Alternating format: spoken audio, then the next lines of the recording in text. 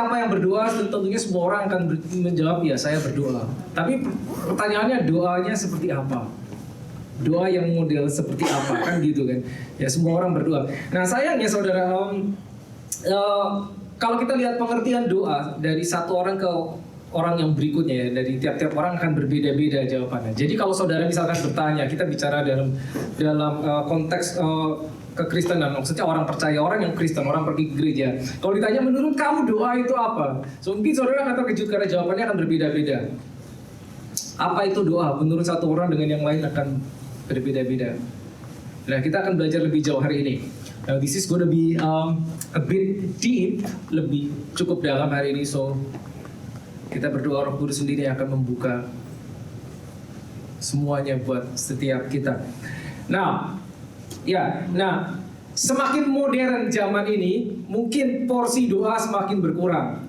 Saya rasa saudara tahu. Karena everything is easy. Ya, pada saat kita perlu informasi, kita tidak, nomor satu mungkin kita tidak bertanya kepada Tuhan dalam doa, tapi kita bertanya dengan Google.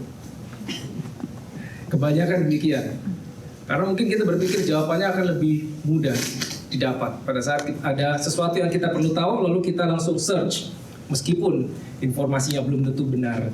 Tapi itu yang terjadi. Sayangnya demikian. Sehingga teologi doa, kalau saya boleh bilang teologi doa, atau pengertian doa, semakin lama semakin turun, dan semakin kecil. Sehingga banyak orang percaya, orang gereja, ya orang yang ke gereja, believers, orang yang lahir baru, bahkan berpikir doa ya terbatas hanya doa mau makan, kalau masih ingat, atau doa malam sebelum tidur. Udah. Atau tambah satu lagi, mungkin doa pagi. Dan sebentar saja. Siapa saudara yang menghabiskan 1 jam satu hari dari 24 jam untuk berdoa? Mungkin tidak banyak. Mungkin tidak banyak, gitu loh. Tapi kalau kita lihat di kekristenan mula-mula zaman Kisah Para Rasul, ya, itu pada saat awal gereja mula-mula, Kisah Para Rasul. Mereka berdoa, mereka berkumpul, mereka berdoa. Kenapa? Karena mereka takut. Ya, mereka dikejar-kejar, mereka dianiaya, itu bedanya. Nah, pada saat everything is good, everything is easy, orang mulai jarang berdoa. Atau mungkin berdoa, tapi berdoanya hanya sebatas, ya, karena saya orang Kristen, jadi saya harus berdoa. Paling tidak malam saya berdoa, atau paling tidak mau makan saya ingat berdoa. Ya, kita akan belajar lebih jauh. Mungkin kita akan terkejut bagaimana Yesus berdoa. Yesus doanya bagaimana? Yesus doanya seperti apa? Yesus doanya seberapa panjang? Saat-saat apa Yesus berdoa? Nah, kalau kita tanya sekali lagi pada orang, oke, menurut kamu doa apa? Mungkin orang banyak yang bilang, ya doa datang kepada Tuhan dan memohon sesuatu, betul kan? Sehingga seperti kita datang kepada Tuhan berdoa, kita bawa list, Tuhan, nih list doa saya, nih. Seperti itu. Gitu loh. Tuhan tolonglah, Tuhan berkatilah semuanya keinginan kita, kesulitan kita, karena kita datang kepada Tuhan minta tolong. Saya tidak mengatakan itu salah, tidak. But there is more. Ada yang lebih dalam. Kalau kita mau bertumbuh di dalam Tuhan, kita harus tahu apa yang Yesus lakukan. Karena seperti itulah contohnya. Seperti itulah yang harus kita lakukan. Ya, oke, mari kita buka yang pertama. Ya, ayat yang pertama. Mungkin sebelum yang ini, mungkin kita buka dulu di Markus 1 ayat 35 sampai 37. Markus, ya, pertama ayat 35. Ya, ini menarik sekali saudara. Ya, kita mau tahu kan Yesus doanya seperti apa. Ini dia. Pagi-pagi benar, early in the morning, pagi-pagi benar. Jadi saudara bayangkan, itu matahari belum terbit. Saat waktu hari masih gelap, ia bangun dan pergi keluar. Ini sendirian Yesus. Ia pergi ke tempat yang sunyi dan berdoa di sana. 36. Lanjutnya, tetapi Simon dan kawan-kawannya menyusul dia. Lalu satu lagi, waktu menemukan dia mereka berkata, semua orang mencari engkau. Nah, setting selalu penting sekali pada saat saudara baca Alkitab. Nah, kalau saudara perselidiki bahkan Injil, Matius, Markus, Lukas, Yohanes, Yesus tuh doanya selalu sendirian. Saudara akan sulit menemukan di Alkitab bahwa Yesus ada adegan begini. Yesus berkata kepada murid-muridnya, walaupun dia selalu berada di sekeliling muridnya selalu berada di sekeliling dia, tapi jarang, akan sangat jarang saudara jumpai Yesus berkata, yuk kita doa bareng. Tidak ada di Alkitab saudara. Saudara tidak akan nemu adegan seperti itu. Yesus ngajak muridnya doa bareng. Loh kok aneh? Yesus doanya selalu sendiri. Nanti kita akan tahu kenapa. Pagi-pagi benar saat hari masih gelap, ia pergi. Ini sendirian Yesus, muridnya gak diajak. Makanya begitu mereka bangun, Simon Petrus nyari Yesus kemana? Oh, dia sudah berdoa dari pagi, baru disusul. Sehingga mereka, murid-muridnya tidak pernah tahu gurunya ini doanya seperti apa. Mereka gak tahu. Mereka gak tahu caranya gimana doanya.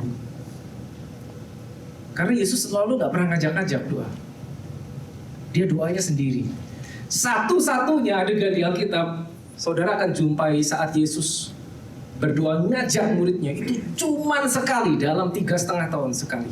Cuman satu kali doang, yaitu tiba-tiba suatu hari Yesus mengajak Petrus, Petrus, Yohanes, dan Yakobus. Cuma 3 dari 12, cuma 3 diajak. Ayo, kamu ikut aku ke atas bukit. Di situ mereka melihat Yesus berubah muka. Lalu muncul Musa dan Elia. Saudara ingat cerita itu, ya? The Mount of Transfiguration. Yesus berubah wajah. Tiba-tiba muncul Musa dan Elia. Alkitab mengatakan as he prayed. Selebihnya dia selalu sendiri. Kenapa? Jadi muridnya nggak tahu gimana gurunya berdoa. Sehingga suatu saat, nah ini menarik sekali.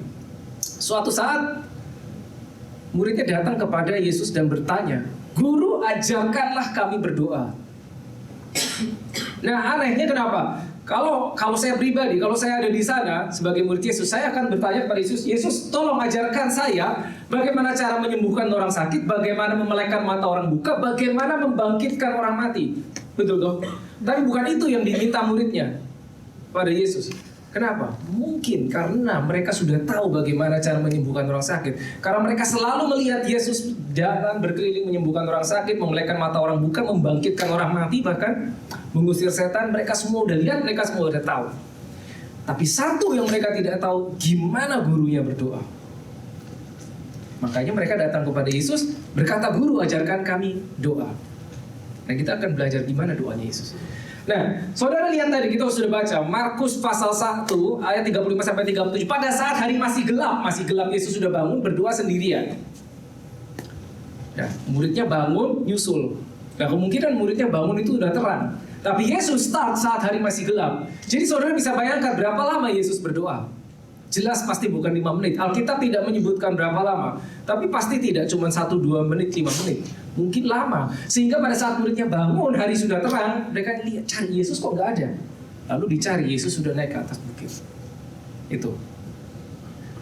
Yesus berdoa lama. Saat sebelum mulai hari, perhatikan. Dan saudara lihat, saat Yesus melakukan pelayanan, apakah itu menyembuhkan orang sakit, membangkitkan orang lumpuh, memelekkan mata buta, bahkan membangkitkan orang mati, dia hanya perlu less than 5 minutes. Tapi dia berdoanya lama. Saat dia pelayanan, sebentar sekali. Apapun problem yang dihadapi Yesus. Ada orang buta, dia cuma bilang melihatlah. Bahkan orang mati, bangkitlah. Orang lumpuh, angkatilah, mau berjalanlah. Saudara boleh timing berapa lama Yesus mau melakukan mujizat. Very simple dan sangat cepat. Tapi dia doa, dia lama. Kalau kita gimana? Mungkin kita kebalik. Iya. Kita pelayanan bisa berjam-jam. Doa kita lama apa enggak? Saya bukan berkata mengenai timing ya, sebetulnya bukan. Tapi berapa waktu yang kita habiskan di dalam hadirat Tuhan.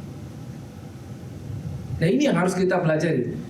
Pemahaman doa kita harus berubah. Sehingga kita tidak cuma datang kepada Tuhan membawa list permohonan. Bukan cuma itu. Tapi ada lebih lagi. Lebih lagi. Nah, kapan lagi Yesus berdoa? Tadi kita sudah tahu. Dia berdoa pagi-pagi saat hari masih gelap. Berarti sebelum dia mulai kegiatannya, sebelum dia mulai ministry, dia doa. Dia doa. Lama dia menghabiskan waktu dengan Bapaknya. Dia doa. Sehingga pada saat dia menemui problem apapun, mujizat begitu mudah dilakukan dia. Tapi doanya lama. Itu nomor 1 ya. Sebelum dia start ministry, dia berdoa. Lalu ada lagi, kapan dia berdoa? Setelah melakukan ministry. Matius 14 ayat 19. Saudara ingat cerita Yesus beri makan 5.000 orang. Matius 14 ayat 19. Ini setelahnya. Setelah selesai Yesus melakukan KKR yang datang 5.000 orang. Capek nggak kira-kira? Capek. Kalau kita langsung pulang istirahat. Kalau Yesus enggak. Ini yang dilakukan dia. Setelah KKR 5.000 orang yang hadir, asyirnya cuma 12 orang. Ini yang dia lakukan. Drop down. Ini ayat 19 yang 23. Nah ini setelahnya. Dan setelah orang banyak itu disuruhnya pulang, 5.000 orang suruh pulang, Yesus naik ke atas bukit untuk berdoa sama siapa saudara? Seorang diri, sendirian. Muridnya gak diajak. Ketika hari sudah malam, ia sendirian di situ. Ceritanya setelah KKR selesai, ya Yesus naik sendiri ke atas bukit berdoa sendirian. Udah capek pasti seharian. Muridnya disuruh nyebrang ke danau toh. Kamu nyebrang, aku doa sendirian. Jadi sebelum dia start dan setelah dia selesai, dia berdoa. Sebelum dia awali dengan doa, setelah selesai dia close dengan doa. Dan sendirian. Berapa lama? Kita tahu ini berapa lama karena pada saat muridnya dikirim ya ke seberang, kita tahu muridnya di tengah danau menemui angin ribut toh. Ya, sehingga malam-malam udah subuh-subuh Yesus datang nyusul mereka jalan di atas air. Saudara ingat cerita itu? Berarti dia lama tuh menghabiskan waktu di atas bukit sendirian berdoa. Sebelum dan sesudah. Ya. Nah sekarang doanya Yesus seperti apa? Kita lihat isi doanya Yesus seperti apa. Nah tadi saya sudah sampaikan saudara, Yesus selalu diawali dengan doa dan selesai dia tutup dengan doa. Dan saat dia melakukan mujizat, perhatikan baik-baik, dia tidak pernah, saudara boleh jumpai, you may search your Bible, saat dia membuat mujizat dia tidak pernah ada orang sakit, orang lumpuh, orang buta datang minta disembuhkan. Yesus bilang, sebentar saya doa dulu. Nggak pernah kan? Nanti dulu ya, saya doa dulu. Waduh, ini mujizatnya besar. Waduh, penyakit kamu parah. Sebentar, saya doa dulu. Gak pernah kayak gitu. Saudara gak akan jumpai. Apapun problem yang dihadapi, dia langsung berkata.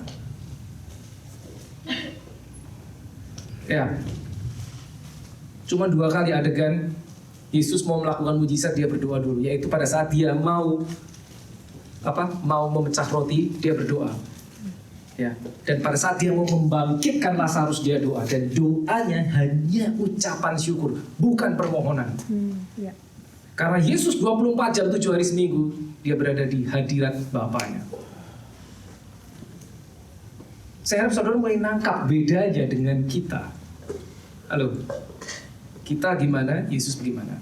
Ini contohnya yang ditunjukkan Yesus. Seberapa sering kita menghabiskan waktu di dalam doa dibandingkan orang ini, Yesus. Ya, kita mundur yang ayat yang tadi, yang sebelumnya. Sebelum dia melakukan mujizat, ayat 19. Lalu disuruhnya orang banyak itu duduk di rumput, dan setelah diambilnya 5 roti dan 2 ikan itu, Yesus menengadah ke langit dan mengucap berkat, mengucap syukur. Lalu memecah roti dan memberikannya pada murid dan membagikannya. Udah itu doang doanya. Sebelum dia melakukan mujizat, cuma gitu doang doanya. Dia tidak datang kepada Bapak, ini 5.000 orang di depan saya cuma punya 5 roti dan 2 ikan. Tolong Bapak, supaya mereka bisa makan. Gimana supaya 5 roti 2 ikan ini bisa memberi makan 5.000 orang? Nggak pakai panjang, mengucap berkat, that's it. Yeah. And then perform miracle. Itu Yesus. Yes. Itu Yesus. Gitu. Murid-muridnya nggak tahu isi doanya dia apa. Gak pernah dibilang. Saat malam sebelum dia ditangkap di sebuah taman Getsemani, saudara tahu ceritanya Yesus berdoa. Murid-muridnya ada bersama dia, tapi Alkitab menulis dia memisahkan diri, lalu dia berdoa sendirian toh. Ingat saudara cerita itu, Yesus balik menemui muridnya ketiduran. Lalu dia berkata, tidak sanggupkah engkau berjaga-jaga? Berapa lama? 1 jam. 1 jam doang. 1 jam, tidak sanggupkah engkau berjaga-jaga 1 jam? Kenapa harus berjaga-jaga? Matthew 26, 40 and 41, please. Matius 26, 40 dan 41 ini ceritanya. Saat Yesus di Taman Getsemani, dia dalam keadaan tertekan sebagai manusia karena dia mau ditangkap, sebentar lagi mau dibunuh. Ya. Setelah itu ia kembali kepada muridnya dan mendapati mereka sedang tidur. Dan ia berkata pada Petrus, tidakkah kamu sanggup berjaga-jaga? Kasih waktu 1 hour, 1 jam saja. Jangan ketiduran, doa 1 jam saja. Dan Berjaga-jagalah dan berdoalah. Nah ini penting banget saudara. Supaya apa? Supaya kamu jangan jatuh ke dalam pencobaan. Roh memang penurut tapi daging lemah. Salah satu fungsi doa adalah mencegah supaya kita tidak jatuh ke dalam pencobaan. Ini Yesus yang ngomong. Berdoalah supaya kamu tidak jatuh ke dalam pencobaan. Gitu. 1 hour. Apakah kita menghabiskan 1 jam, sekali lagi pertanyaannya, dari 24 jam sehari untuk berdoa? Mungkin tidak, secara jujur. Mungkin tidak. Gitu loh. Sehingga pada saat kita menghadapi problem, kesulitan, yang membutuhkan campur tangan dari tempat yang maha tinggi, kita kayak kehabisan power. Seperti kita bawa handphone, tapi nggak di-charge. Itu yang terjadi. 1 hour. Sebelum start, setelah selesai. Ini Yesus sendiri. Ya, nah kita kembali ke cerita tadi. Suatu hari muridnya datang kepada Yesus, minta diajari doa. Guru, ajarkan kami berdoa. Nah, kita buka Matius 6 dari ayatnya yang ke-5 dulu. Dari yang ke-5 dulu. Matius 6 ayatnya yang ke-5. Ini dia. Dan apabila kamu berdoa, bahasa Inggrisnya bagus. When you pray. When you pray. Sayang terjemahan bahasa Indonesia kurang akurat. Jadi bukan bila, apabila. Karena bahasanya aslinya when you pray, bukan if you pray. Saudara kalau baca di Alkitab dan saudara jemui when sama if itu beda ya. Kenapa dipakai when you pray? Karena itu dia tahu bahwa you have to pray. Kalau if, it's optional, 50-50. When you pray. Ya, ini ayat 5. Ketika kamu berdoa, sebetulnya bukan apabila. Ya. Ayat 6, lanjut ke ayat 6-nya dulu. Ayat 6-nya. Apa yang diajarkan Yesus? Ini Yesus mengajarkan muridnya. Ayat 6. Tetapi, ya, jika engkau berdoa, apa? Masuklah ke dalam kamarmu. Habis itu, tutup pintu dan berdoalah kepada Bapamu yang ada di mana? Di tempat tersembunyi, garis bawahi. Maka Bapamu yang melihat yang tersembunyi akan membalasnya kepadamu. Now this is crucial, this is very important. Perhatikan baik-baik saudara. Jika engkau berdoa, masuklah ke dalam kamarmu dan tutup pintu di belakangmu. Berarti apa? Sendirian toh. Betul kan? Oh, apakah kita nggak boleh berdoa bersama? Yes, perlu berdoa bersama. Corporate prayer is good. Berdoa bersama mesbah keluarga is good.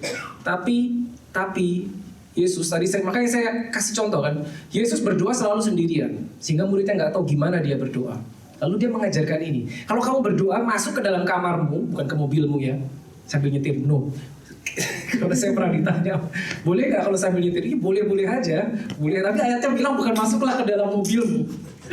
Masuklah ke dalam kamarmu, tutup pintu pintu di belakangmu, berdoalah kepada Bapamu in the secret place. That is your Father. Secret place. Bapamu yang di tempat sembunyi akan membalasnya secara terbuka kepadamu. Bapa, the Father is in the secret place. Jadi kita akan tahu kenapa. Berarti ini ada yang namanya prayer time. Bukan cuma time to pray, but prayer time. Bedanya apa? Prayer time adalah dalam 24 jam saudara menyiapkan waktu, menyediakan waktu di mana jam sekian, apapun yang terjadi, you have to pray. Bukan cuma time to pray, but prayer time. Saudara kita 5 kali loh dalam 1 hari.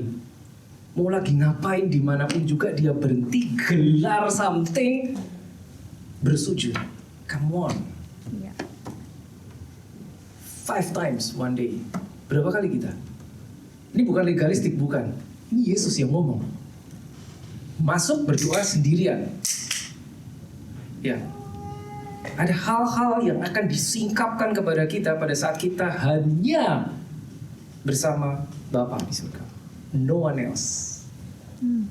Ini Yesus yang ngomong dan dia lakukan itu. Makanya dia doa sendirian.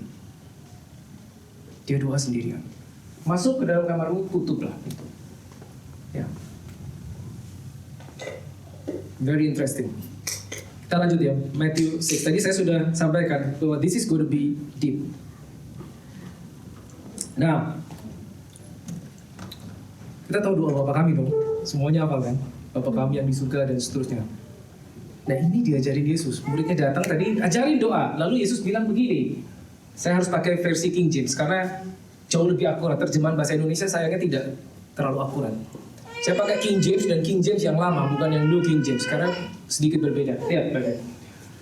Yesus ngajarin ini pada saat dia mau ngajarin doa Bapa kami. Now watch this carefully, please follow the detail, please. Ya, after this manner, berdoalah after this manner. So this is a template, this is a model prayer.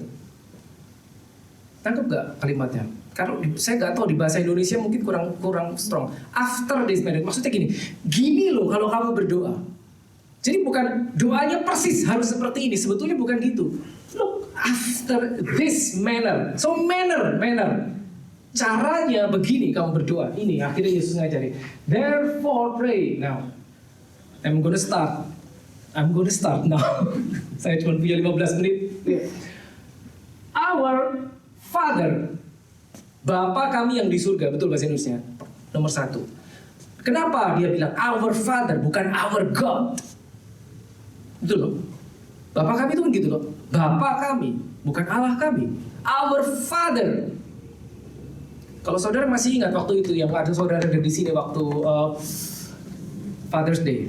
Father itu bahasa aslinya Abba.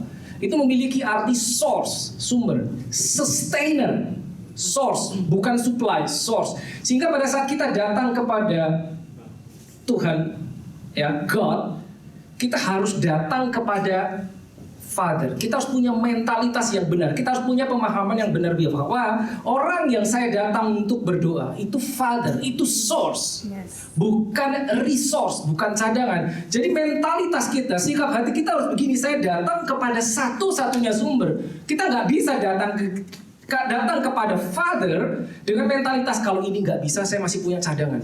No, nggak bisa. Makanya our Father bukan our God. Mentalitas kita harus benar. Father ini satu-satunya sumber saya. Ya, our Father. And then location, where is He? Yang ada di heaven. Look, our Father who is up in heaven. Kenapa harus ada kata Bapa yang di surga? Maksudnya apa? The Father is not on the earth. Our Father in heaven. Yesus yang ngomong, ingat, ini Yesus yang ngajari. Heaven itu bukan cuma lokasi fisik, no. Tapi itu bisa sebuah realita. Heavenly realm. So please follow this carefully. Heavenly realm is very important. Jadi pada saat kita berdoa, kita harus tahu Bapa, God, itu ada di sebuah realita yang namanya heavenly realm. Not earthly realm. Sehingga posisi kita, mindset kita harus bisa percaya dengan heavenly realm. The problem is pada saat kita berdoa tapi kita tidak percaya supernatural realm, kita tidak percaya heavenly realm, kita hanya bisa percaya apa yang kita lihat dan kita dengar. That is problem. Karena apa? Karena Tuhanmu, your Father, your God is not in the realm of earth but up there, heavenly realm. Kan nggak maksudnya saudara? Jadi kita kalau nggak percaya sama hal-hal yang heavenly, hal-hal supernatural, this prayer is invalid prayer. Our Father, where? In heaven. Kita harus paham ada another realm, ada realita lain yaitu realitas surgawi, heavenly realm. Amin. Kita harus tahu, kita harus sadar, harus percaya. Ini baru mulai nih, baru line pertama tuh.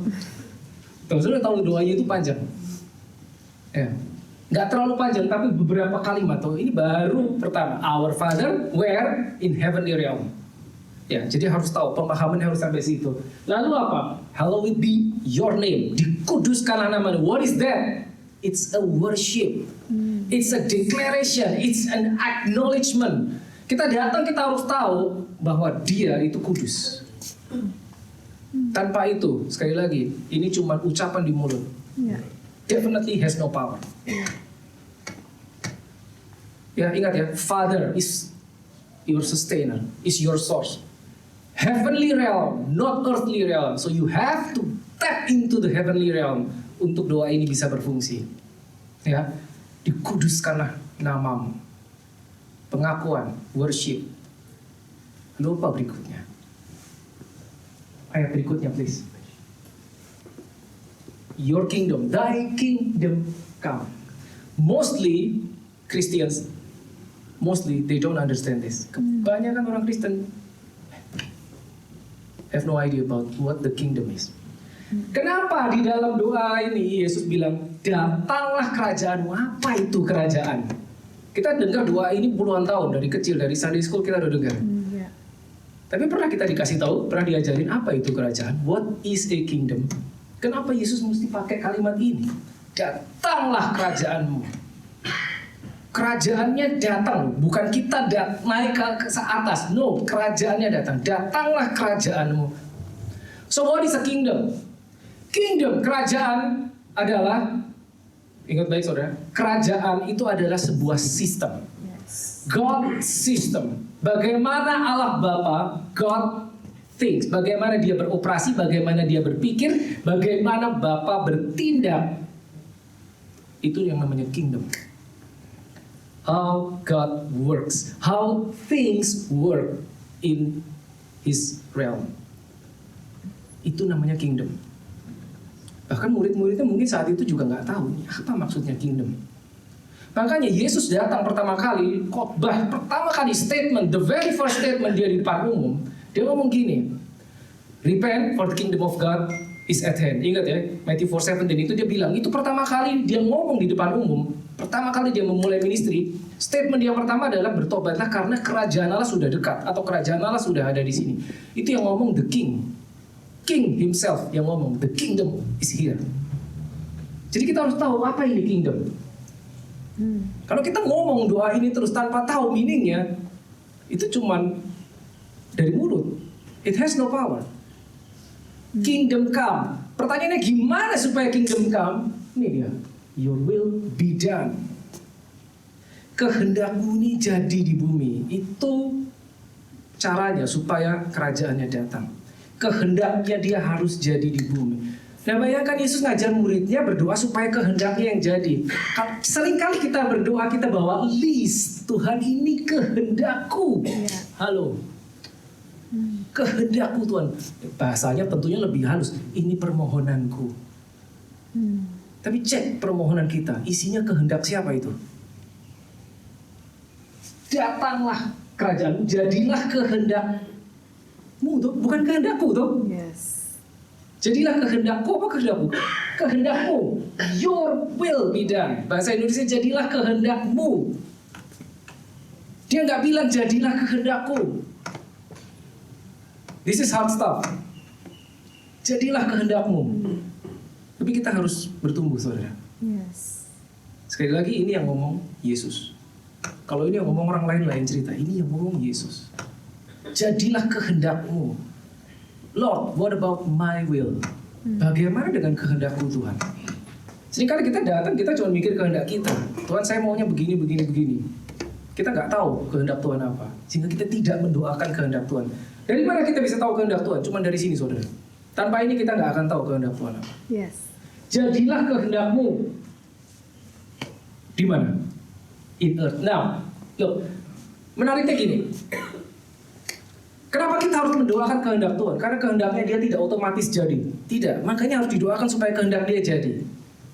Minggu lalu kita udah belajar waktu di English Service. Kehendak Tuhan itu tidak otomatis jadi. Hanya karena itu kehendak Tuhan tidak otomatis jadi. Kenapa? Karena kita bisa merusak rencana Tuhan. Yes, we can. Dengan free will kita. Makanya ini, jadilah kehendakmu. Doakan kehendak Tuhan. Apa itu? Ini yang ada di sini. Kehendak dia. Ya. Your will be done. Kerajaanmu datang supaya sistem Tuhan itu berada di bumi, supaya isi hati Tuhan itu bisa jadi di bumi, ya, supaya cara-caranya Tuhan itu yang berlaku di bumi. Sekarang kita tahu yang berlaku sekarang bukan caranya Tuhan, udah gak karu-karuan, betul kan? Nah itu yang harus kita doakan supaya itu jadi, kingdomnya datang, kehendaknya datang, itu harus didoakan. Ini Yesus yang menyuruh. In earth. Kenapa bukan on earth? Kalau bahasa Indonesia kurang strong. Jadilah kehendak-Mu di bumi.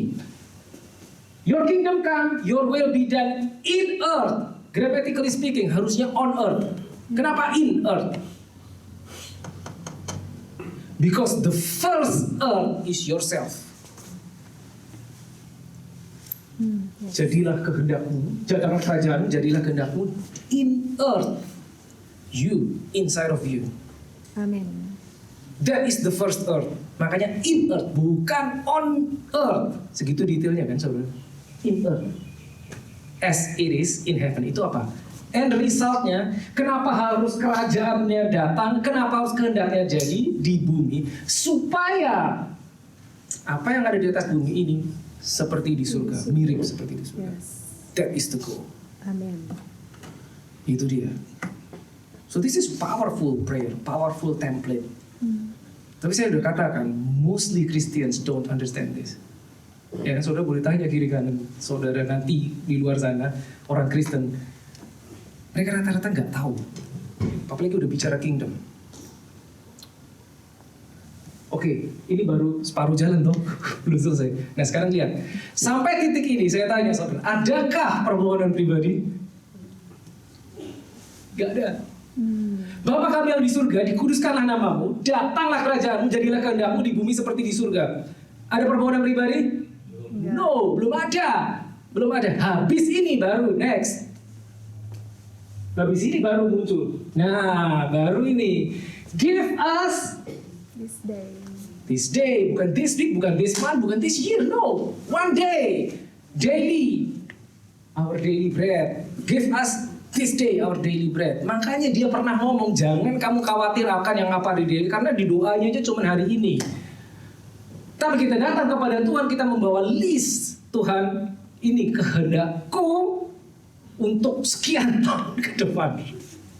This is very simple. Give us this day our, not weekly, not monthly, daily bread. Ya. Next boleh. Ya. Nah ini aneh. And forgive us our trespasses, our debt, as we forgive our debtors. Ampunilah kesalahan kami seperti kami mengampuni orang yang bersalah kepada. Kenapa mesti ada line ini? Kenapa mesti ada kalimat ini? Wait, come on, kita berdoa di hadapan Tuhan. Lord, please. Muridnya mungkin bingung. Ajarkan kami berdoa, tapi di tengah-tengah doa ada ini. Apa hubungannya dengan permohonan? This is part of the system. Kingdom system gini. Harus ada ininya ternyata. Karena ini adalah kondisi hati kita. Yes. So we don't come to God, kita tidak datang kepada Tuhan cuma dari sini. Hatinya ini harus kayak gini.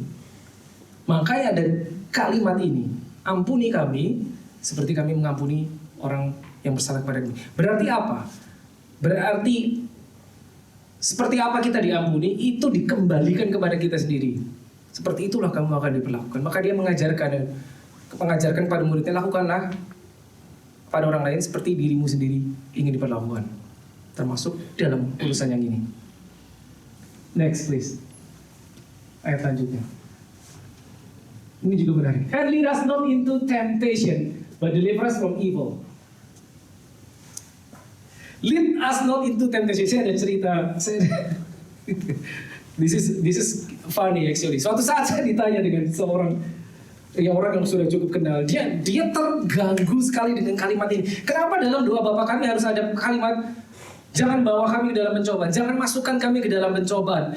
Dia sangat terganggu sekali. Orang ini sangat terganggu banget dengan kalimat itu.